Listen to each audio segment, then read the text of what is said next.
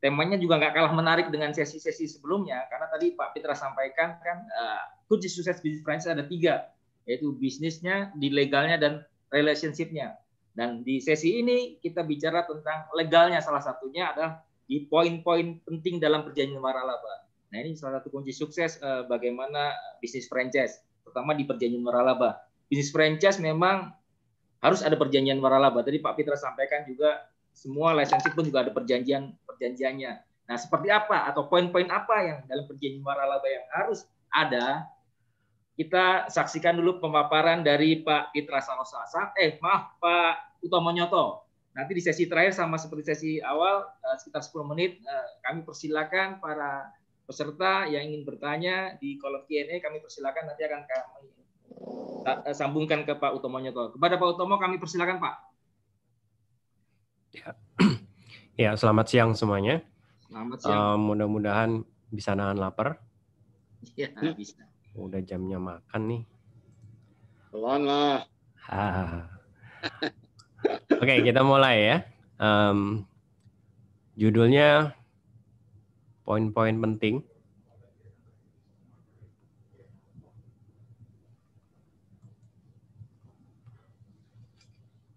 Atau saya ubah sedikit jadi mencermati isi perjanjian waralaba ya. Saya akan membahas ini lebih mengacu pada peraturan-peraturan yang ada di Permendak dan PP. Jadi ini adalah highlight saya, klien saya Apotheka 24, Eiger, Rodaling, dan yang lain. Nanti bisa dilihat di materi, karena materi akan dibagikan juga ya. Jadi kalau Anda mau jual franchise, Anda harus punya STPW pemberi waralaba. Dasar hukumnya ada di PP 42, Permendak nomor 71 ya, yang terbaru. Dan kriterianya ya, saya akan agak cepat sedikit karena waktunya sempit banget. Kriterianya adalah Anda harus punya ciri khas usaha, Anda harus terbukti sudah profit, kemudian ada SOP yang tertulis, mudah diajarkan dan diaplikasikan, kemudian ada dukungan yang berkesinambungan, dan ada haki yang sudah terdaftar. Saya tidak akan terlalu membahas poin ini karena nanti fokusnya adalah di perjanjiannya ya. Perjanjian waralaba dikatakan di Permendak nomor 71 ada beberapa poin yang harus ada. Jadi mencakup apa saja? Satu adalah identitas para pihak, jenis hakinya, kegiatan usahanya, hak dan kewajibannya, kemudian lingkup supportnya, wilayah usaha, jangka waktu perjanjian. Ini nanti akan kita bahas point by point ya. Jadi di materi kan nanti ada. Sementara struktur isi perjanjian, jadi kalau Anda bikin perjanjian, biasanya strukturnya diawali dengan tanggal perjanjian, kemudian identitasnya, kemudian ada semacam pendahuluannya, definisi-definisi yang akan digunakan ya, yang jadi istilah-istilah pentingnya, kemudian mulai masuk ke klausul-klausulnya. Ditutup dengan tanda tangan para pihak plus saksi, kemudian ada lampiran-lampiran biasanya. Biasanya poin-poin ini yang akan masuk ke dalam sebuah perjanjian waralaba. Saya tidak membahas draftingnya. Pertama, saya bukan lawyer. Kedua, waktunya cukup singkat ya. Jadi kalau kita balik lagi, tadi ada 13 poin. 13 poin ini yang akan kita bahas. Yang pertama, identitas para pihak ini bisa perorangan, ya, bisa badan hukum.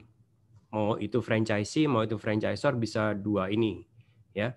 Jadi dua pihak ini bukan berarti yang satu perorangan, yang satu badan hukum ya. Jadi pemberi waralaba dan penerima waralaba bisa perorangan, bisa badan hukum. Kalau perorangan berarti identitasnya dari KTP dan informasi tentang tempat tinggalnya, nomor KTP dan lain-lain.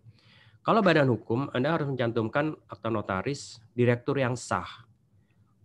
Ingat bahwa akta notaris dan penentuan siapa yang direktur yang sah biasanya berusia 5 tahun. Jadi kalau nanti di perjanjian sekarang tahun 2020 tapi akta notarisnya tahun 2000, berarti ada yang miss di sana ya. Kemudian KTP-nya, kemudian kalau misalnya yang tanda tangan bukan direktur yang sah, harus ada surat kuasa.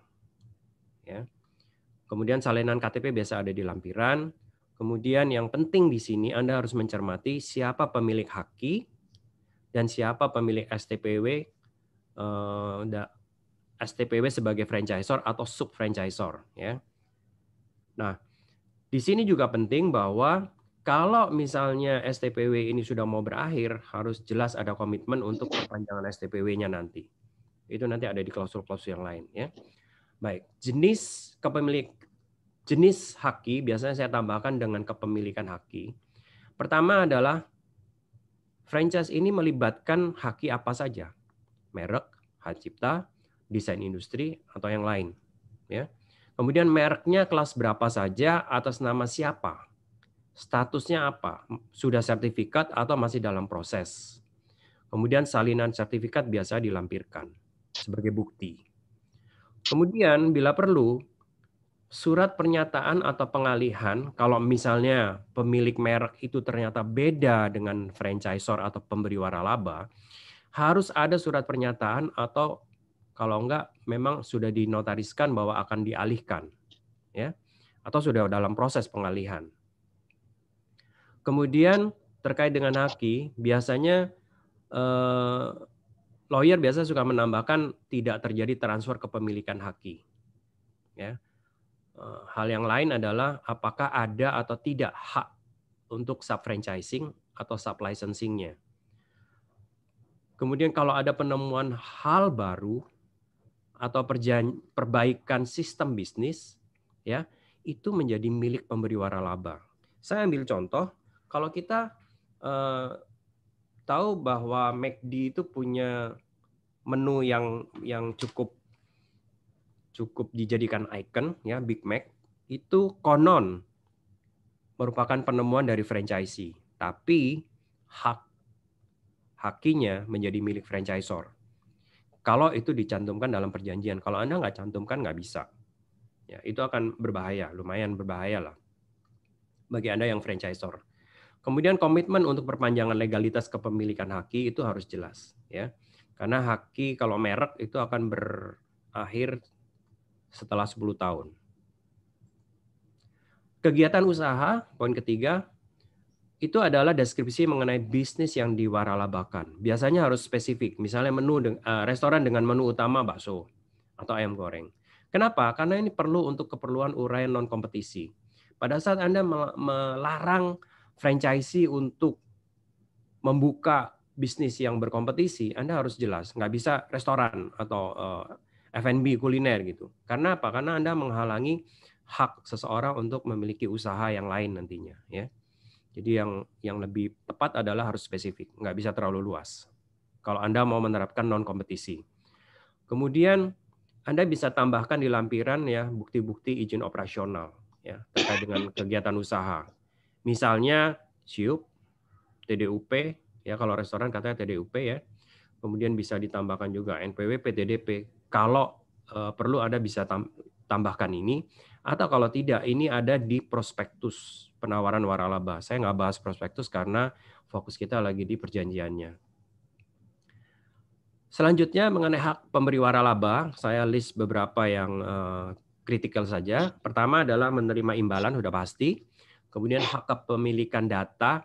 Nah, ini jangan lupa Anda sebagai franchisor, Anda harus mereserve atau harus mengamankan hak kepemilikan data-data bisnis Anda, database pelanggan, data-data keuangan, itu Anda harus nyatakan dalam perjanjian bahwa itu menjadi milik Anda juga, ya. Kemudian mewajibkan penerima waralaba untuk membeli dari pemasok yang direkomendasikan. Kenapa?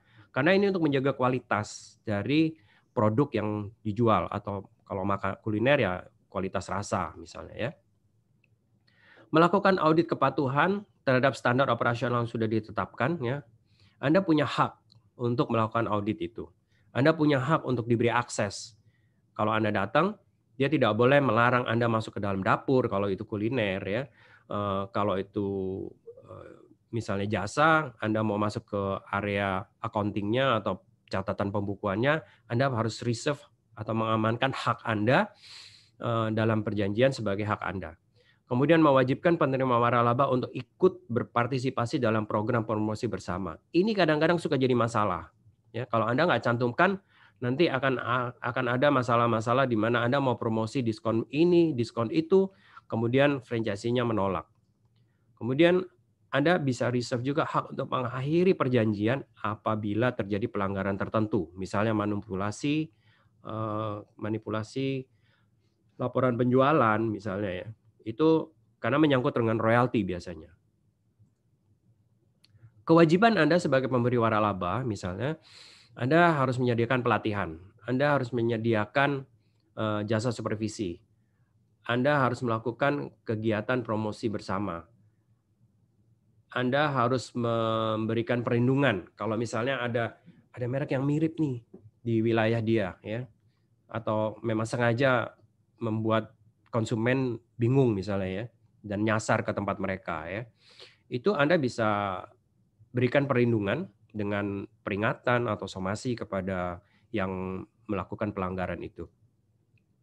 Kemudian Anda harus menjamin akan memperpanjang perizinan-perizinan yang dibutuhkan ya. Di sisi lain tentu Anda wajib untuk memberikan hak kepada franchisee, di mana itu nanti menjadi haknya franchisee untuk menggunakan haki Anda. Ya. Jadi di sini hak penerima waralaba menggunakan haki dari pemberi waralaba. Kemudian menjalankan bisnis di lokasi. Kemudian kalau perlu Anda harus berikan hak untuk relokasi dengan persyaratan tertentu yang Anda bisa cantumkan dalam perjanjian tersebut. Anda juga perlu menjelaskan hak franchisee untuk mendapatkan support ya sebelum dan pasca launching. Kemudian hak untuk melakukan komunikasi dan meminta petunjuk kepada franchisor itu merupakan hak dari franchisee dan sangat dilindungi oleh regulasi kita. Kemudian memperkenalkan pemasok yang memiliki harga lebih kompetitif kepada franchisor. Jadi begini, franchisee itu punya hak untuk memperkenalkan misalnya ini harganya kok lebih mahal ya dari yang rekomendasi ini. Ini ada supplier yang lain yang kualitasnya sama dan boleh dicek. Tapi franchisee tidak boleh langsung beli. Franchisee harus menunggu approval dari franchisor. Tapi mereka punya hak untuk memperkenalkan. Ya. Kemudian kewajibannya adalah pasti taat, ya, compliance kepada SOP dan setiap perubahannya. Jadi kalau di dalam perjanjian biasanya kita menjelaskan SOP itu bisa berubah dari waktu ke waktu dan SOP itu merupakan bagian yang tidak terpisahkan dari agreement. Ya. Juga masalah IT. Kalau IT berubah, mereka harus ikut perubahannya. Tapi biasanya kita harus jelaskan bahwa untuk software itu perubahan software, upgrade software itu biayanya ada di sebagai tanggung jawab franchisor atau pemberi waralaba. Anda harus mengamankan satu hal bahwa kalau terjadi harus upgrade hardware, perangkat keras, karena software yang baru nanti tidak bisa mengikuti atau tidak bisa digunakan di hardware yang lama, itu menjadi tanggung jawabnya franchisee. Ya. Nah, kejelasan ini sangat penting karena pernah terjadi franchisornya mau upgrade software tapi komputernya ternyata nggak bisa melakukan itu. Misalnya 32 bit ke 62 bit misalnya. Banyak hal lah yang bisa jadi halangan kalau Anda lupa mencantumkan poin-poin ini. Kemudian tunduk pada perizinan dan perpajakan, tunduk pada petunjuk dan saran konsultasi, menyertakan atau mengirim pegawai yang wajib ikut pelatihan, ya. Kemudian melakukan kegiatan promosi lokal, membayar biaya waralaba dan biaya lainnya tepat waktu. Kemudian Anda bisa tambahkan pemisahan rekening supaya dana atau keuangan dari bisnis franchise tersebut tidak dicampur-campur dengan kebutuhan pribadi atau bisnis dia yang lain. Ya. Anda bisa cantumkan, kalau Anda cantumkan, Anda bisa tuntut mereka untuk tunduk pada persyaratan tersebut. Lingkup support, ya, biasanya Anda harusnya mencantumkan bahwa Anda akan melakukan survei lokasi. Dan kalau ada relokasi, harus survei lagi. Biaya dan lain-lain Anda harus cantumkan di dalam perjanjian. Ya. Siapa yang nanggung kalau relokasi? Bagian apa yang mereka harus bayar lagi? Kemudian pendampingan awal hingga opening atau launching, ya, itu merupakan lingkup support yang sangat diharapkan oleh franchisee. Kemudian pendampingan pasca launching, kemudian kunjungan supervisi Anda berapa kali setahun. biaya kunjungannya ditanggung siapa. Nah, ingat bahwa biaya kunjungan ini tidak bisa serta-merta Anda cuma berpikir tanggungan mereka atau tanggungan kita. Tapi dasar dari pembebanan biaya kunjungan adalah simulasi keuangan, simulasi kinerja bisnis tersebut. Kalau Anda bebankan ke mereka, apakah bisnis tersebut masih bagus bagi mereka? Kalau Anda sudah dapat royalti yang cukup besar atau biaya jasa manajemen consulting-nya atau jasa konsultasi bulanannya sudah cukup besar, apakah memang udah layaknya Anda yang tanggung? Ya, itu semua adalah keputusan-keputusan yang didasarkan pada data-data empiris keuangan. Jadi bukan cuma kira-kira atau franchise A kunjungannya ditanggung oleh franchisee, saya ngikut gitu, nggak bisa. Ya, semua sangat spesifik sama bisnis Anda. Apakah ada jasa administrasi dan penyusunan laporan untuk perpajakan? Kalau ada, Anda cantumkan. Kalau ada biayanya, Anda cantumkan. Apakah digital marketingnya terpusat? Nah, ini sering jadi pertanyaan. Boleh punya IG sendiri nggak? Ini pertanyaan yang sulit ya. Boleh punya website sendiri nggak? Dan Anda bisa lihat bahwa di internet banyak sekali ketidakjelasan di sini ya. Anda harus sudah pikirkan digital marketingnya terpusat atau tidak. Biasanya franchise yang cukup ketat akan meminta untuk terpusat. Apakah ada jasa rekrutmen, sourcing atau mencarikan SDM ya? Atau SDM itu harusnya dicari oleh franchisee. Apakah ada kebijakan take over management yang berbayar kalau mereka tidak perform? Ya. Beberapa franchisor menetapkan ada kebijakan seperti ini karena mereka tidak ingin mereknya rusak karena banyak yang tutup. Tentu ini biayanya juga cukup besar karena mereka harus punya tim untuk melakukan take over management. Dan take over management ini akan berlaku sampai akhir atau setelah oke diserahkan kembali kepada franchisee. Itu adalah hal-hal yang perlu dipertimbangkan juga.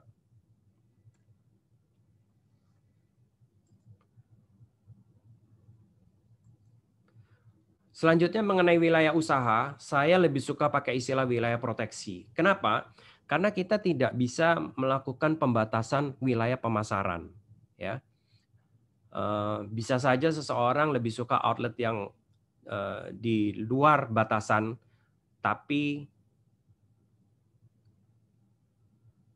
mereka datang ke sana atau mereka order karena kenal atau karena masih ada hubungan famili, bisa saja terjadi. Wilayah proteksi di sini artinya di dalam satu wilayah ya yang dibatasi dengan radius atau batasan ruas jalan atau batas wilayah administratif ya, mau itu kelurahan, kecamatan atau dati 2, dati 1, itu si franchisor-nya punya komitmen untuk tidak membuka outlet lagi yang berkompetisi dengan franchisee ya. Jadi Anda bisa gunakan radius 1 kilo, 2 kilo, Anda bisa gunakan batasan ruas jalan. Kalau saya sekarang lebih suka menggunakan batas wilayah administratif karena itu lebih clear ya. Nggak bisa jadi bahan kayak perdebatan gitu ya. Kalau radius itu kadang-kadang jadi persoalan. Radius itu dilihat dari peta atau dari kilometer mobil. Kilometer mobil muter-muter terus nanti ini jauh gitu kan. Yang mau beli pasti ngotot itu sudah di luar batasan proteksinya si yang sudah existing ya. Yang punya yang sudah existing dia akan ngotot itu masih dalam radius saya gitu ya. Jadi saya lebih suka batas wilayah administratif jadi itu akan clear ya. Kemudian kalau di dalam mall, plaza, trade center Anda mau kecualikan atau termasuk. Artinya begini. Kalau di dalam sebuah wilayah ada di ruko, kemudian ada yang mau buka di dalam mall, umumnya sebetulnya di dalam mall tetap punya hak karena trafiknya dianggap khas dan beda dengan yang di ruko atau di jalanan biasa ya. Hal berikutnya adalah wilayah proteksi, batas-batas ini akan berubah kalau terjadi relokasi. Jadi jangan lupa Anda cantumkan juga poin ini. Jangka waktu perjanjian dan berakhirnya perjanjian itu Anda perlu jelas tanggal mulai berlakunya perjanjian, tanggal berakhirnya perjanjian ya. Tanggal mulai biasanya bisa dimulai dengan pada saat tanda tangan atau pada saat sudah opening. Tanggal berakhir biasanya franchisee pasti berharap dari tanggal opening, ya, atau dikasih grace period lagi 2 bulan kayak gitu ya. Jadi ada banyak varian di sini. Kemudian hal-hal yang bisa mengakibatkan pengakhiran lebih awal itu Anda perlu jelaskan, ya. Misalnya tadi manipulasi data keuangan, laporan keuangan misalnya ya, atau tidak tunduk pada supplier yang direkomendasikan gitu ya. Kemudian mereka diam-diam beli sendiri gitu. Kemudian langkah-langkah bila terjadi pengakhiran. Jadi kalau perjanjian ini berakhir, langkah-langkahnya apa? Merek harus turun, ciri-ciri khas sebagai outlet franchisor itu harus diganti atau diubah begitu. Itu sangat penting. Kalau Anda nggak cantumkan di sini, akhirnya Anda bisa rusak sendiri ya. Ada satu franchise yang ya memang karena dia overpromise atau memang tanda kutip mohon maaf agak tipu-tipu juga jualannya, franchisee-nya kesel, dia tutup, dia biarin mangkrak sampai 6 bulan lebih dengan merek masih di sana dan dalamnya berantakan. Ya. Di satu sisi memang si franchisor-nya banyak janji, di sisi lain mungkin di dalam perjanjian juga nggak ada langkah-langkah untuk mengamankan image dari franchisor-nya. Dan jangan lupa kalau ada perpanjangan, syarat perpanjangannya seperti apa. Apakah pelunasan biaya perpanjangannya harus dibayar 6 bulan sebelumnya, 9 bulan sebelumnya, 3 bulan sebelumnya, itu harus jelas. Tata cara pembayarannya, ya ini kan kalau di Permendak bilang tata cara pembayaran imbalan. Artinya biaya-biayanya Anda harus jelaskan, jadwal jatuh temponya harus jelas. Kalau ada denda keterlambatan Anda jelaskan juga, sanksi pengakhiran perjanjian, apakah Anda mau kaitkan kalau mereka nggak bayar. Beberapa klien saya, biasanya saya amankan dengan klausul, kalau terlambat membayar 3 bulan berturut-turut, itu perjanjian bisa berakhir otomatis. Gitu ya. Kemudian ada beberapa lawyer yang umumnya suka mencantumkan lebih clear, rekening bank tujuan pembayaran, cantumin aja. Supaya jelas kalau mereka nggak bayar ke sana, nggak transfer ke sana, berarti dianggap belum bayar. Oke. Nah, biaya waralaba itu apa? Bisa biaya awal dan biaya bulanan. Ya. Ragam biayanya bisa biaya royalti, itu ada biaya awal dan biaya bulanan. Kemudian bisa biaya supervisi dan konsultasi, bisa awal dan bulanan. Bisa biaya promosi bersama. Biaya lainnya apa? Kalau di Alfamart, Indomaret mungkin biaya distribusi. Kemudian biaya perpanjangannya Anda harus jelaskan juga. Ingat biaya-biaya ini berdasarkan angka empiris, bukan reka-reka, bukan karena simulasi proyeksinya menuntut biaya segini ya untuk Anda sudah menentukan biaya royaltinya sekian dan biaya awalnya sekian misalnya, Anda biaya supervisi sekian, kemudian dengan angka-angka yang Anda rekayasa, maka target penjualannya sekian. Padahal target penjualan itu bukan angka empiris. Itu sangat tidak saya sarankan. Oke. Lanjut masalah perubahan kepemilikan dan hak ahli waris, tentu Anda harus cantumkan bahwa perjanjian ini memberi hak kepada ahli waris dengan syarat-syarat tertentu. Kalau dia tidak memenuhi syarat, kemudian akan terjadi dialihkan kepada pihak lain atau terjadi franchise resale. Syaratnya apa? Persyaratan kandidat untuk franchise resale bagaimana? Proses seleksinya bagaimana? Keterbukaan informasi keuangan kepada calon atau kandidat pembeli itu harus Anda cantumkan. Karena nanti kalau si franchisee jual ke pihak lain, harganya kemahalan, nggak balik modal, ada juga yang pusing kan. Kemudian formula atau rumus untuk menghitung valuasinya bagaimana, mungkin Anda bisa cantumkan. Misalnya EBITDA kali 30, EBITDA kali 24 gitu. Apakah ada transfer fee kalau misalnya itu dari franchisee yang sudah waiting list. Anda mau dapat transfer fee, silahkan Anda cantumkan kalau Anda merasa itu perlu. Yang berikutnya adalah penyelesaian sengketa, ini umum, yaitu hukum di Indonesia, musyawarah, mediasi, kemudian pengadilan atau bani. Ini sebuah pilihan antara yang bisa Anda pilih. Ya. Tata cara perpanjangan dan pengakhiran sudah dibahas di poin 7. Biasanya ada penegasan mengenai para pihak bersepakat bahwa pengakhiran perjanjian tidak perlu melalui keputusan pengadilan. Kemudian jaminan penyelenggaraan sistem support ya. Ini mungkin sekedar jaminan kalau terjadi pergantian kepemilikan atau manajemen pemberi waralaba. Ya, ini hanya dibutuhkan karena Permendak menyatakan demikian. Jumlah gerai yang diperjanjikan ini juga sebaiknya ada di bagian awal, ya. Single unit, multi unit, area franchise dengan atau tanpa hak sub franchising, kemudian master franchise dan area developer. Ini adalah jenis perjanjian seperti apa, kemudian mencakup berapa outlet, jumlah gerai yang diperjanjikan. Sebagai tambahan, biasanya ini seringkali dari pihak lawyer yang bisa menambahkan, satu ada pernyataan bahwa ini pihak yang independen, kemudian kepegawaiannya jadi pemberi kerja itu siapa, kerahasiaan bagaimana, komitmen non kompetisi. Ini adalah poin-poin yang agak legal dan biasanya cukup standar di lawyer-lawyer ya. Bisa ditambahkan juga masalah manajer dengan otoritas penuh. Apakah Anda mau minta poin ini juga di dalam agreement tersebut? Saya kira demikian. Mohon maaf kalau terlalu cepat karena memang materinya banyak banget. Jadi kita bisa lanjut dengan Q&A. Oke, Pak. Oke. Sorry, Pak, ngebut ya. Ya, nggak apa-apa, Pak.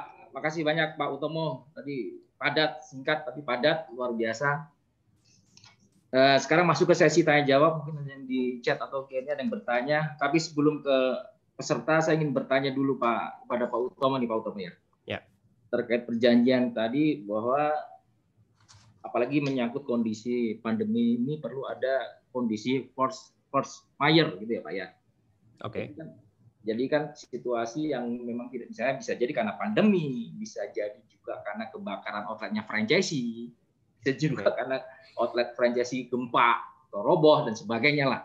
Perlu ada di situ. Nah, menurut Pak Utomo, klausalnya harus yang di force majeure itu harus seperti apa ya, supaya menguntungkan, tidak win-win, maksudnya tidak merugikan juga franchisee. Jadi supaya calon franchisee juga paham ketika sebelum menandatangani perjanjian.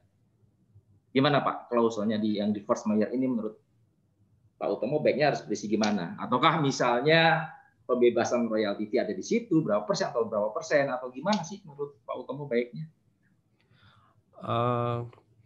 Saya termasuk yang tidak ada di pihak pembebasan royalti fee sih, Pak. Gitu. Ya. Jadi begini, kalau force majeure itu kan pada prinsipnya mereserve bahwa mungkin perjanjian itu tidak dilanjutkan, ya. Anggaplah diakhiri sebelum waktunya. Tapi kalau misalnya dia bisa relokasi dan lain-lain, itu kan tanda kutip ada semacam restructure pembayaran. Saya juga biasanya saya akan mengamankan franchisor dengan pernyataan bahwa force majeure tidak menyebabkan misalnya utangnya dianggap tidak perlu dibayar gitu. Jadi utang tetap harus dibayar. Cuman masalah restrukturisasinya kan bisa dibicarakan. Saya jarang mencantumkan hal-hal seperti itu, misalnya royalti tidak perlu dibayar atau restrukturisasi royalti. Saya kira itu lebih pada itikat baik yang bisa dibicarakan lebih lanjut ya.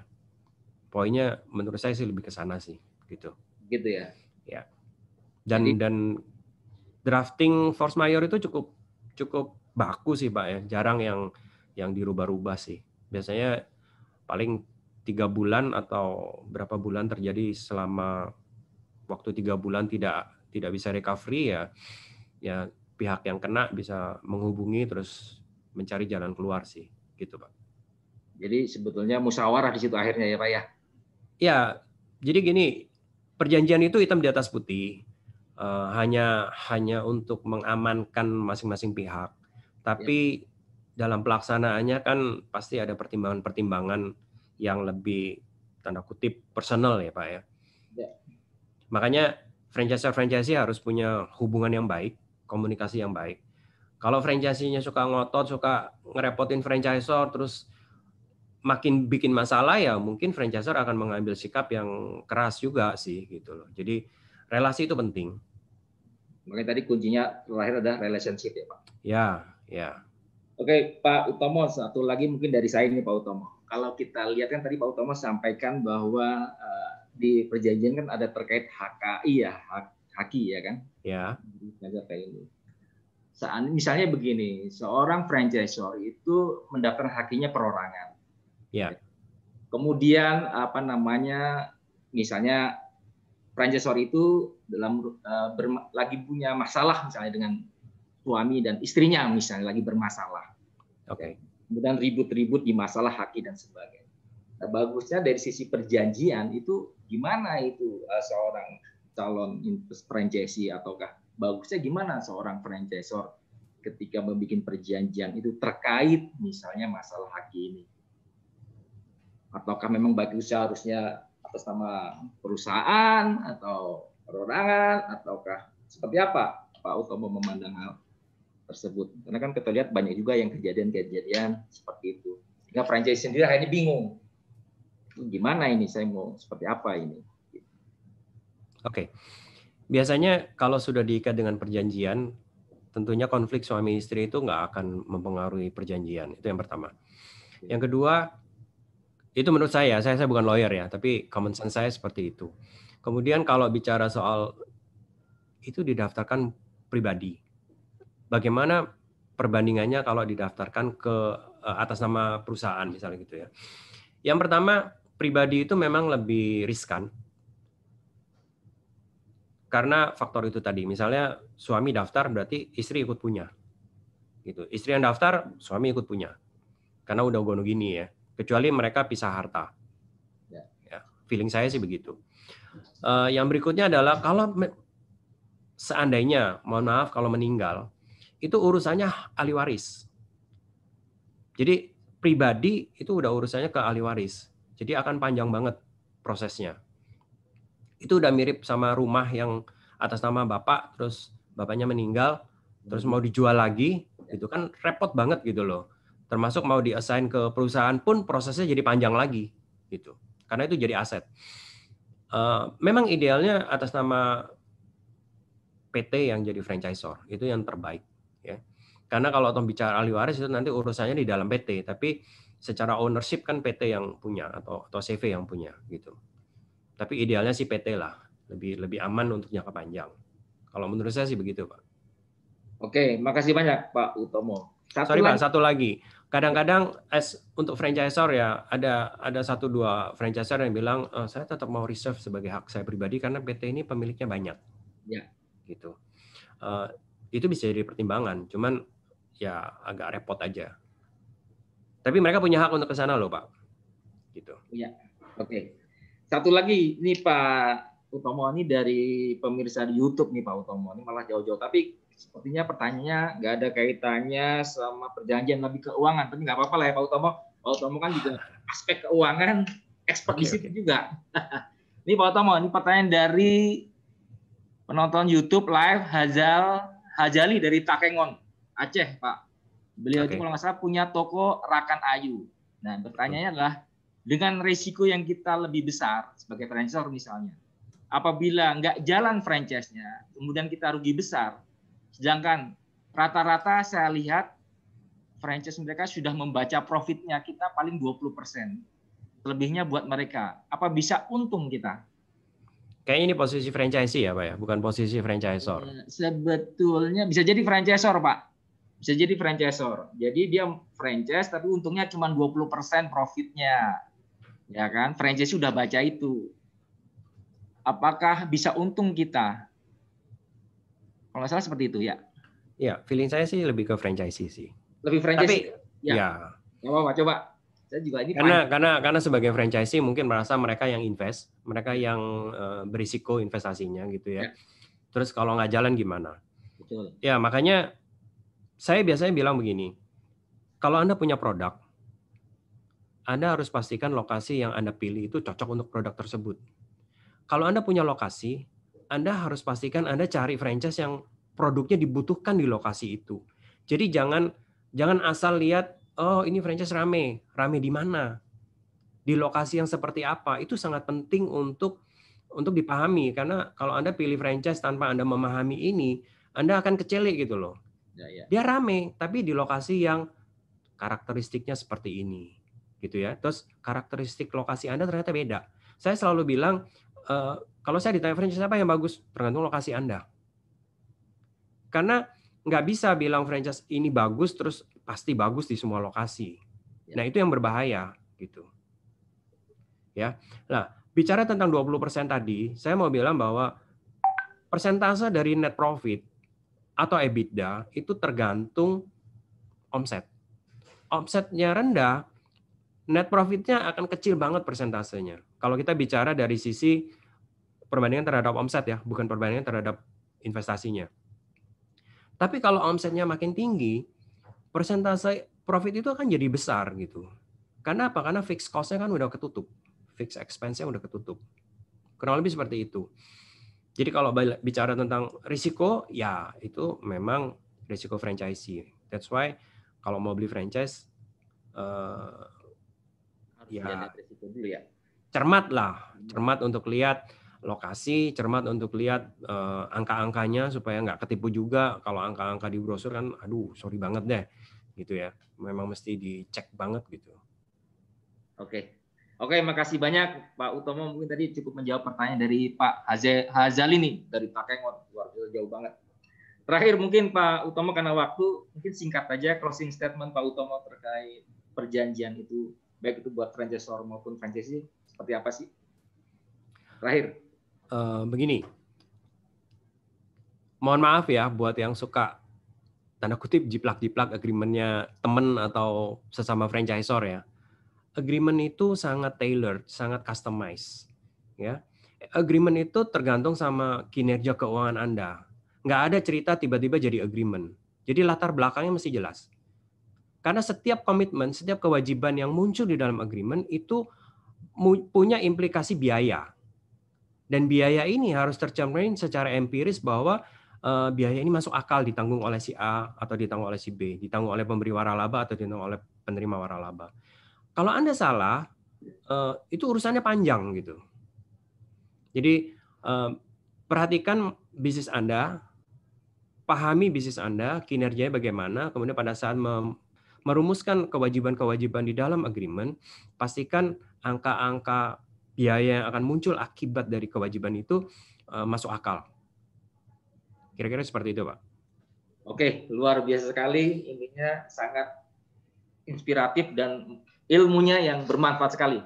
Jadi mudah-mudahan dari diskusi ini bisa memberikan sesuatu yang lebih bermanfaat buat peserta ataupun buat pemirsa YouTube Live. Makanya nanti panitia mungkin ya Mas Freddy akan mengirimkan materi buat para peserta ya Mas ya. Iya, siapa? Nanti kita akan emailkan. Pak, dan saya juga jangan ya, Pak ya. Sorry, saya tadi ada lihat pertanyaan nih. Kalau pandemi, franchisee mau mengakhiri kontrak, apakah franchisee bisa minta pengembalian?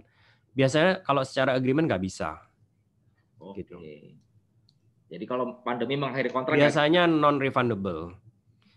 Kalau toh ada, biasanya ini biasa saran saya kepada franchisor. Biasanya franchisor akan kasih extend. Misalnya perjanjiannya cuma 5 tahun, dia kasih jadi 6 tahun atau 7 tahun.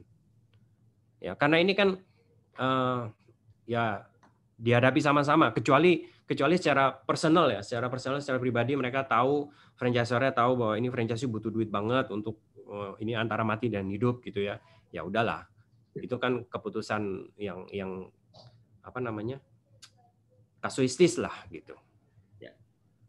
Oke, terima kasih banyak Pak Utomo, luar biasa. Terima kasih Pak Utomo ilmunya. Oke, terima kasih. Selanjutnya mungkin sebelum masuk ke sesi terakhir